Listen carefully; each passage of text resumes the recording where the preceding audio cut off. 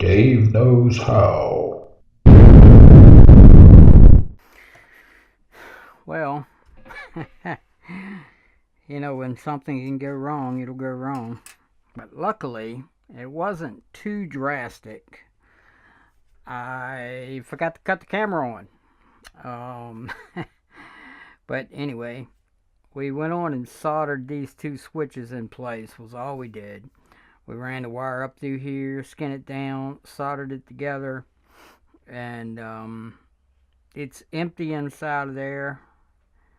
I think we're going to put some RTV silicone clear down in here just to hold these switches in place, or we may just put some uh, crazy glue, just a little dab of crazy glue right on the edge of this switch to hold it in position so it doesn't pop out. I put this cable tie on there to hold it down in there if I do put the silicone in there. I'm in a toss up whether or not I should put the silicone or if I should put a dab of crazy glue in there. I just don't know which way to go.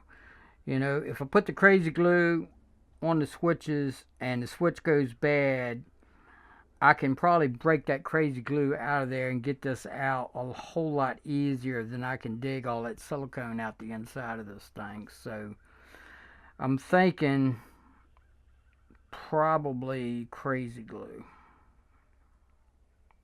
And I'll put a little crazy glue right on the inside on this piece of wire where it's coming down through there, and hopefully that'll keep it from coming out.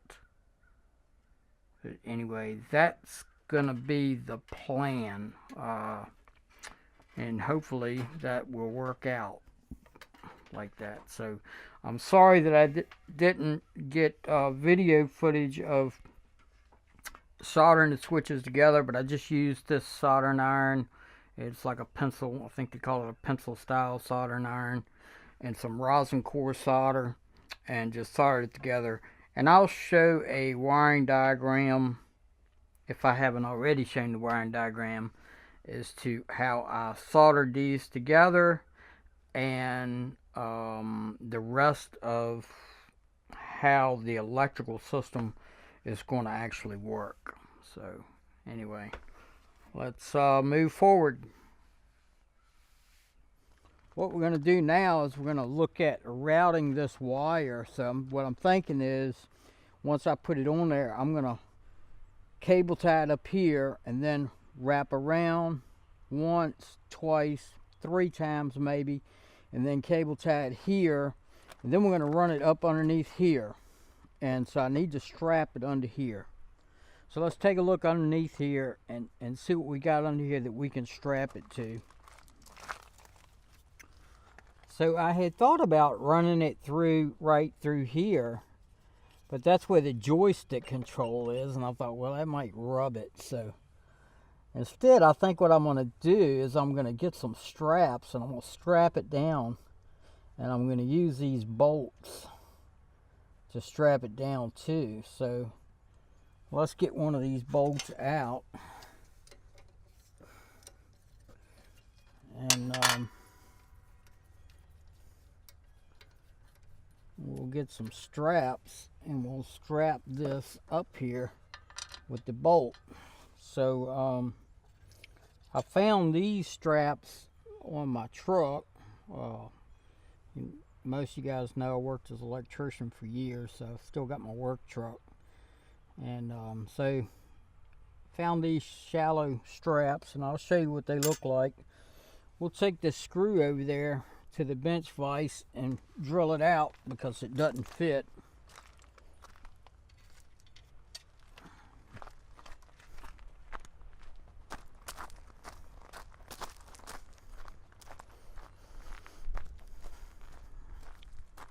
Okay, so we're over here at the bench vise, and I'm just going to take and screw this thing into bench vise kind of tight. And these are the straps that we're using. It's a 1/4 inch, comes in a bag of 50. It's a 1-hole midget strap. And I believe I picked these up at Lowe's. You know, probably Lowe's or Home Depot, one of them places. And there's a SKU number on it. I don't know if it'll show up on the camera or not, but there it is if it does show up. So anyway, we're gonna use a battery drill. We've got a step bit in here, and that's the hole size that we need. So we're just gonna stick this on here, and we're through the first one.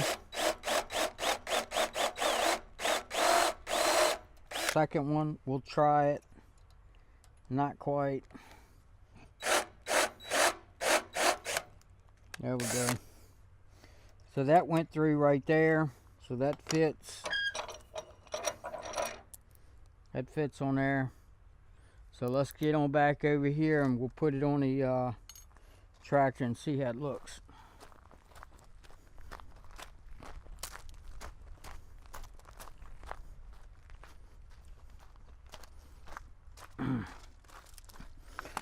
Okay, so back over here, up underneath the tractor here, and we'll go ahead and pull some of these bolts out.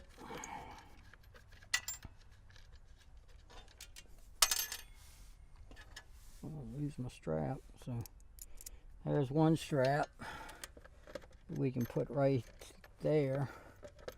So the idea is to come up under there like that and strap that down like that, and then we'll do another one right here.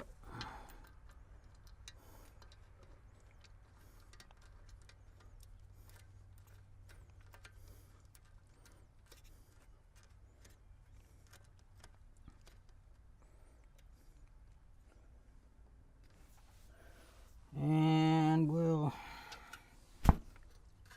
see, put one right here.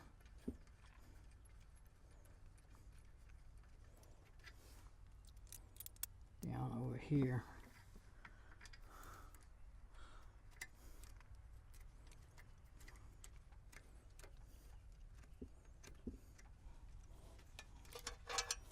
And we're just trying to get a rough fit on this thing right now. Just kind of doing a dry fit. I'm not going to tighten this up too much because we'll probably have to take it back off. This one's a different size. This one up here is a 10mm. These two are 12mm. So hopefully that's showing up on the camera okay. And you can see where that is run down underneath there and around. And then we're just going to keep on routing it and get on up where we're going to set our relays at. So here's a different view from up here. This is going to basically wrap 3 wraps around here, get cable tied here and here, and then go down under and on around. And so we've got our straps all drilled out. And you know, this is pretty much like a dry run. We're just going to keep on going and try to figure out how to get it to wherever we're going to mount our relays at. So we're going to look at where we're going to mount our relays at next, and then we'll proceed from there. It's looking good. Okay, so not sure how this is going to turn out, but we've got a place right here that I'm thinking we can bore a hole. I'm going to use the step bit again. We're going to go right through here, and I'm thinking that the camera's going to probably be in the way, so I might have to move the camera out of the way to drill it. But that's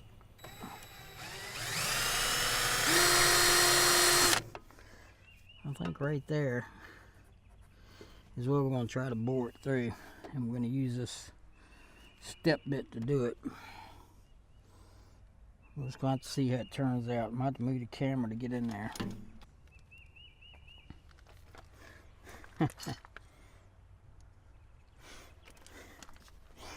Alright, so we got a hole drilled in there, and we're going to use one of these bushings. It just snaps in there.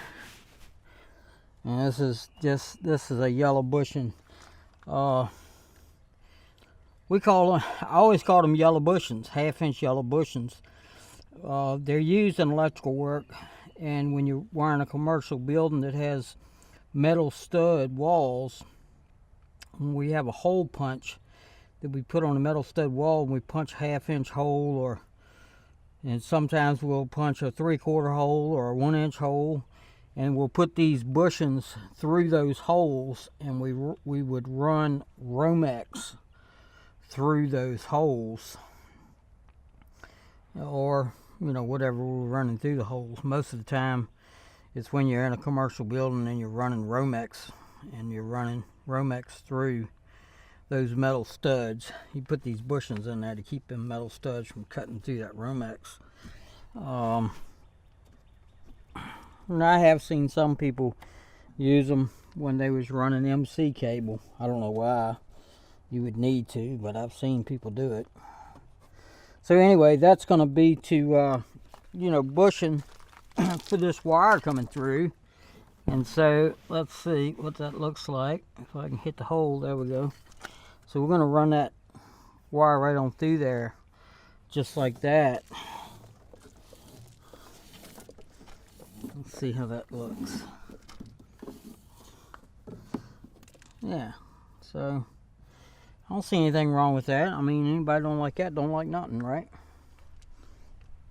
So anyway, we're gonna flip around and go to the other end now. We flip the camera around 180 degrees, and we're pointing at the other end, and this is up the radiator end. And so I'm thinking that we can maybe use another one of these bushings up in here somewhere and get us another hole going through, and keep that wire going from there straight on across to here. And hopefully doing that, it'll be behind the shield when we put the shield on, and it we might have to strap it down a little bit to keep it from getting sucked into the fan or anything, but I don't think that's going to be a problem. So I'm going to go ahead and bore a hole through out here and see how this turns out. We could go through up high. If we go through up high, I think we'll be out of the way of the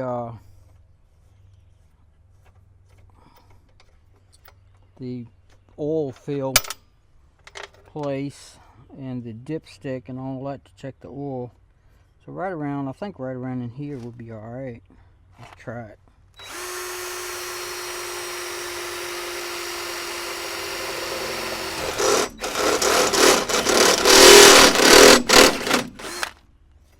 Let's see, I don't think that's quite big enough.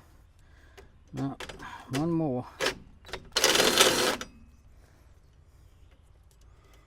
Alright, let's see, is that big enough?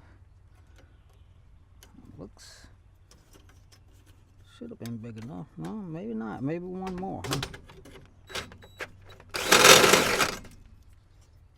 huh?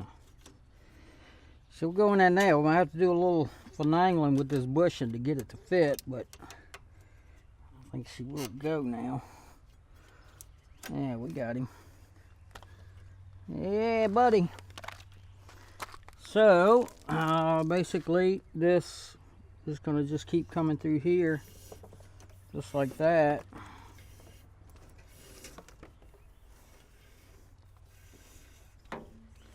Just like that. And right on out to the front of the tractor. Because I'm thinking that we're gonna put the stuff right here on the front of the tractor. Okay, so basically we've got the wire running from up there where we put one of these yellow grommets at through, and brought it straight on up to here and through. And I'm thinking that we're gonna mount the relays up here somewhere. We'll probably have to build a little bracket or something, but I think putting the relays up here close to the battery box is going to be the place where I'm going to want it at. So, you know, by the time we put a cable tie right here to pull this tight, and then go down the other end somewhere down there and put another cable tie down there to pull that in tight, it shouldn't be enough slack here that it would get sucked into the fan or tangled up in the motor or something like that. And we could, you know, we could strap it down to, you know, something up in here. We got pipes and all kinds of stuff up in there we could strap it to. We might do that. So anyway, so this is going to come this way like this, and then this end is going to run back because we're going to run from the relays back up and out to our solenoid. So we're going to go ahead and run the other end back through this way,